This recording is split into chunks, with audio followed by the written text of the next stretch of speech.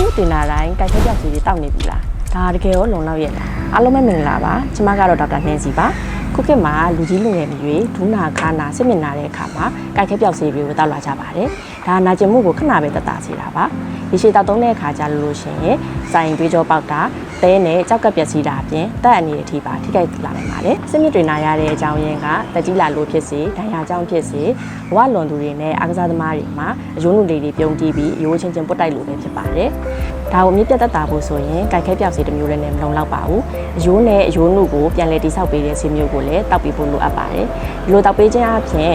နာကျင်မှုကိုလျှော့ချစေရုံသာမကဘဲနဲ့ရိုးနုကိုပြန်လည်တိဆောက်ပေးတဲ့အတွက်ကြောင့်မလို့ကြိုက်ခဲပြောက်စီတောက်ရတဲ့အရေးအတွက်ကိုလည်းလျှော့ချပေးနိုင်မှာဖြစ်ပါတယ်ဒါဆိုရင်ဘယ်လိုဆေးမျိုးကိုရွေးချယ်တောက်သုံးရမလဲ